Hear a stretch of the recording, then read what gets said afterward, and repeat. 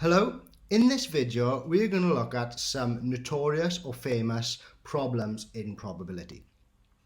And these problems are not particularly useful problems, they don't crop up again and again, but they do have some maybe unintuitive results. So the reason I want to show you these, just like I've been doing some other things, is so that we can stretch your understanding of these concepts to their limits.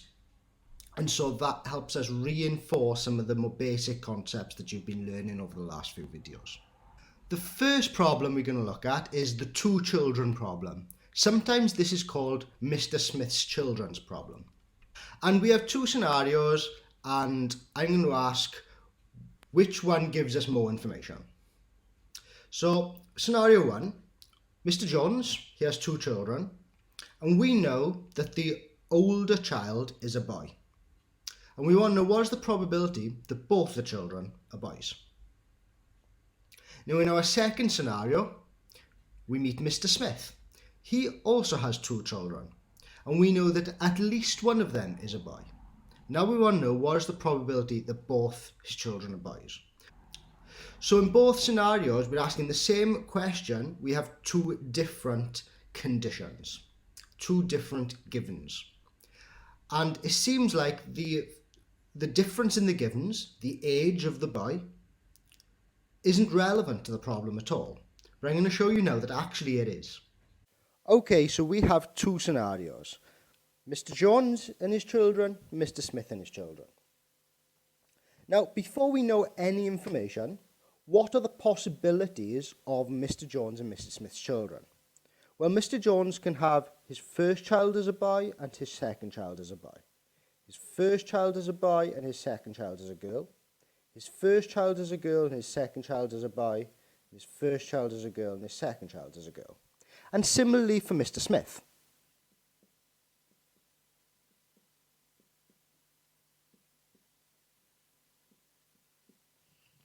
Now remember, when we have conditions, what are we doing?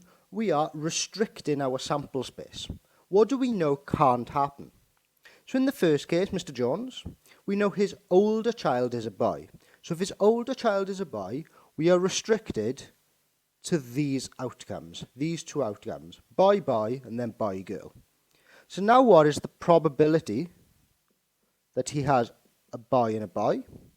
Well, that's going to be one of those outcomes out of the two that could possibly happen.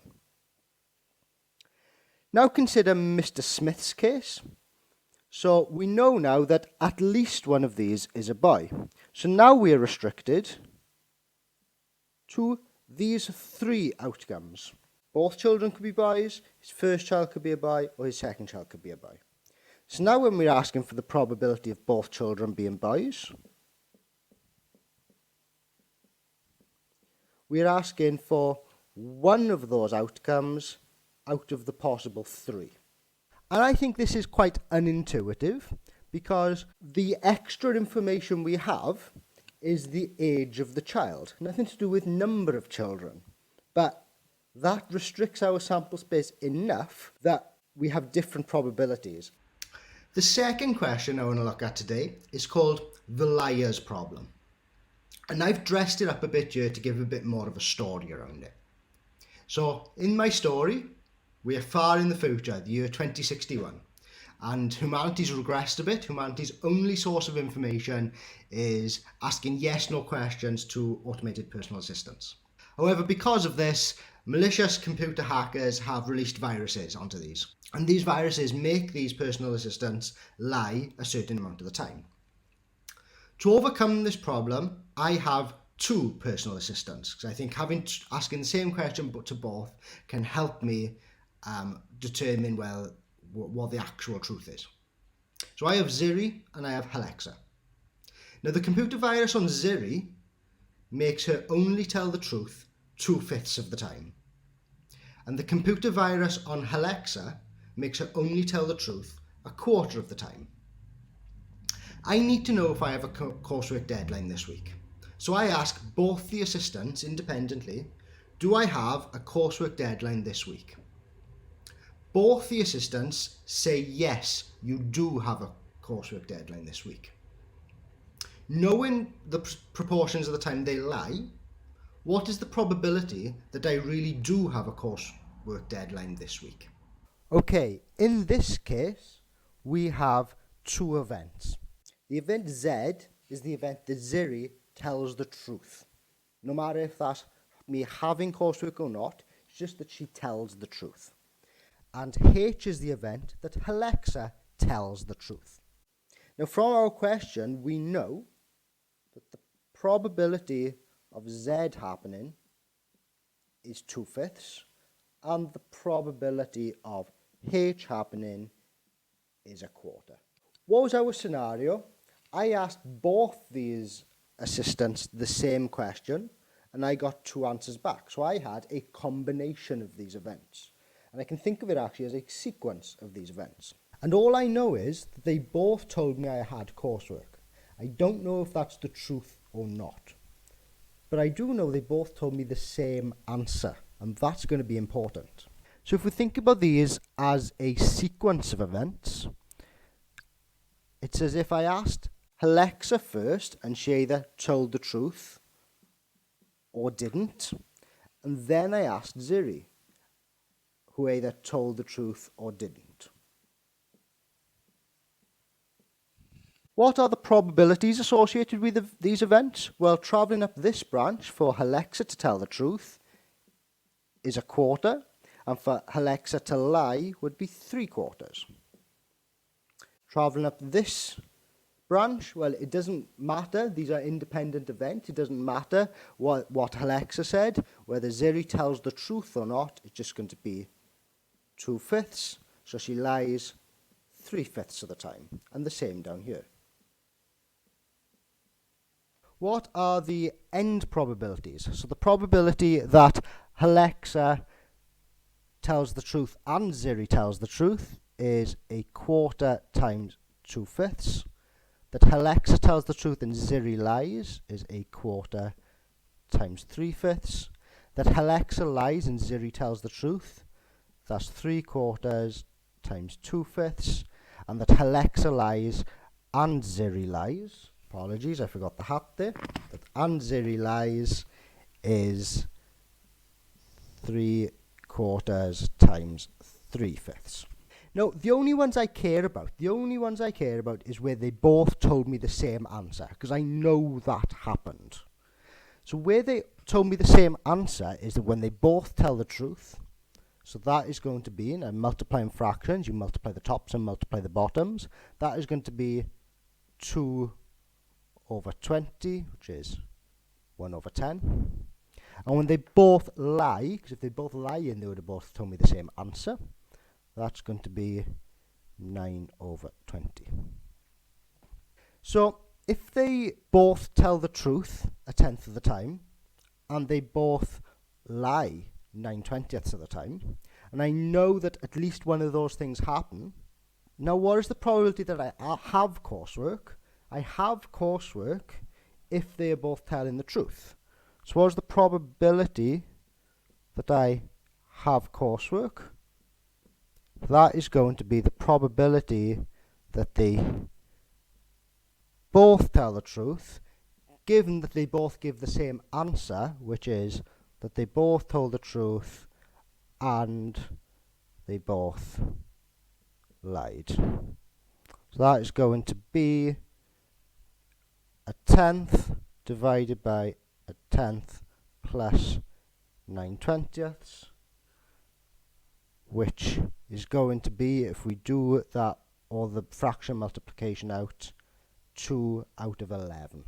So the probability that I have coursework this week in this scenario is 2/11.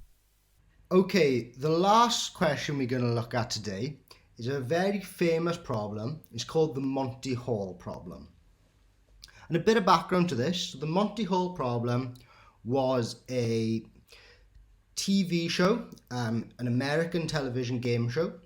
Viewers wanted to know the best strategy of winning, and someone wrote into a sort of agony aunt column of a sort of pulpy magazine in America, and the agony aunt worked through the maths and answered the problem.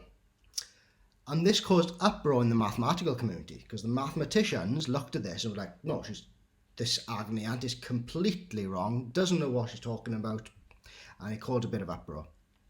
But then mathematicians looked into it a bit more, and actually the agony aunt had solved the problem perfectly, and it was the mathematicians themselves who were wrong. And I think that's a really, really nice story. So what is the problem? So there are 3 doors, and behind one of these doors is a car. Behind the other 2 doors is a goat. And the game show host asks you to choose a door. So you choose a door. The game show host then, out of the 2 remaining doors, one of those must have a goat behind it. And the game show host then opens a door containing a goat. You can either take home whatever's behind the door you've already chosen, or you can swap to the last remaining door and take home whatever's behind that door. Now, of course, you're going to want to take home a car. You're not going to want to take home a goat. So you could either stick with what you got or swap. Of course, you can either get a car or a goat. So the problem then is, what is the best strategy? Should you stick with the door you had, or should you swap? Which gives you the greatest probability of picking a car? Mathematicians at the time thought, well, there's 1 car, 3 doors, whatever happens, your chance of winning is 1 in 3. But the agony aunt thought about it a little more, and the agony aunt came up with the following. The car can be behind one of 3 doors. So if you think about each row of this table as being a different scenario, you can either have the car behind door 1, goat behind doors 2 and 3, or you can have the goat behind door 1 and 3 and the car behind door 2, or you can have the goats behind doors 1 and 2 and the car behind door 3. Say you choose door 1. What do you get if you stick? You get the car if the car was behind door 1, and you get a goat if it wasn't. What happens next? The game show host shows you one of the doors with a goat behind it. So that goat that he showed is now out of play. You can't win that goat because it's already been shown. So now if you swap, what would you get in each of these scenarios? Well, if you'd chosen the car originally, then you'd win a goat. But if you'd chosen a goat originally, they've taken the other goat away, so the only thing left for you to win is the car. So you can see now that if you stick, the probability of you winning a car, given that you've stuck, is 1 out of 3. Out of the 3 equally likely scenarios, 1 of those you'll win a car, and 2 of them you'll win a goat. But if you swap, in 2 of those scenarios, you win a car out of the 3.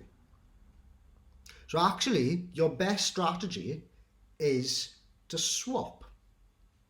And this actually holds whether you chose door 1, chose door 2, or chose door 3. So whatever door you chose and whatever arrangement the car and goats can be in, you'll always have a bigger chance of winning the car, twice as much chance actually, if you swap rather than stick. And this feels really unintuitive, but the agony aunt worked through the maths and came up with this conclusion.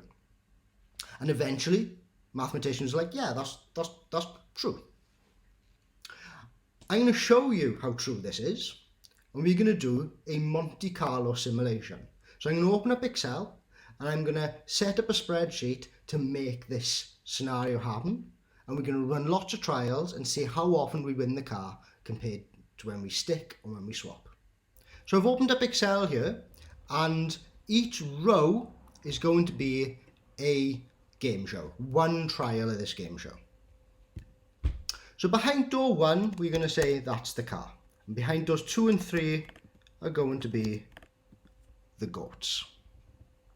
Now, it doesn't really matter the order because nothing's really going to matter about the order. So let's keep that order the same. But let's randomly choose. So I'm going to randomly choose a door. So I can go rand between, and I want to be random number between 1 and 3. A random door between door 1, door 2 and door 3. So my random choice is door 3 here, and every time I refresh the page, I get a different answer. Okay. What door does the game show host show? Well, if I chose the car, which was door 1, then whatever's left is going to be one of these two, door 2 or door 3. So there's going to be a choice,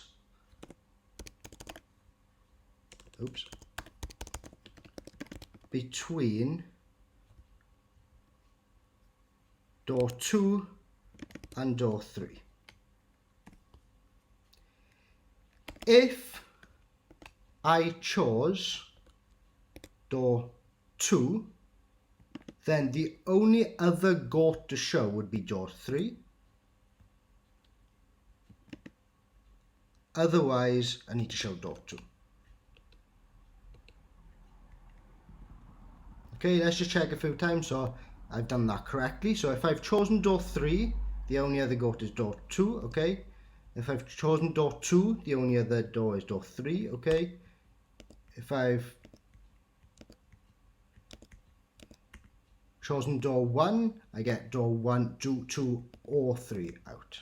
2 out and 3 out. Okay, so out of my choices, I'm getting the correct goat shown. What door is left for me to choose from if I want to swap?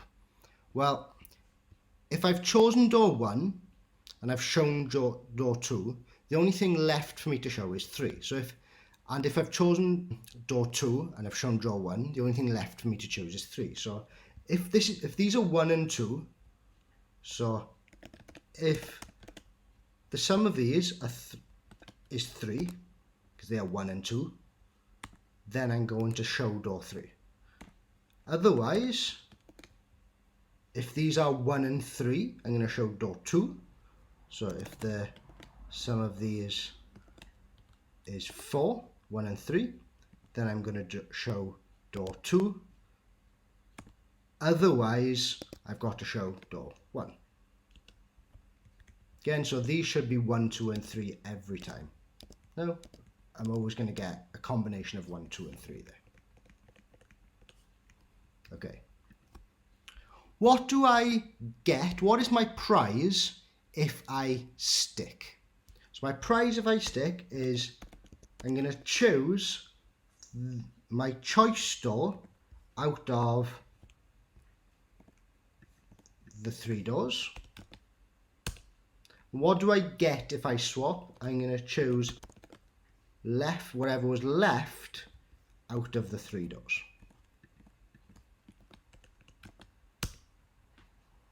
Okay, so in this case, I chose door 1. If I stick, I get a car, and if I swap, I get a goat. Okay, let's do lots of trials of this. So let's take this row and let's do lots and lots of them. So I'm on row 7 now, so let's do hundreds of these trials. Might as well, the more I can do, that's what the power of computers is for. So if I do 620 of them, because I started on row 7, I've done loads and loads of these trials. Okay, let's scroll right back up to the start. Now let's see how many times when I stick do I win a car, and how many times if I swap do I get a car. So let's do that here. Let's go percentage of cars if I stick and the percentage of cars if I swap. So the percentage of cars if I stick is going to be count if this range is a car. There's 212 of them, and how many trials did I do? I did 620 trials. Okay, that's about 30%. Now the number of cars if I swap would be count if this range is a car, 411 of them, and there were 620 trials. That's about 65. So you can see, just like the agony aunt said, if I swap, there's a 2/3 chance of me winning, or 66%, and if I stick, there's a 1/3 chance of me winning, about 33%.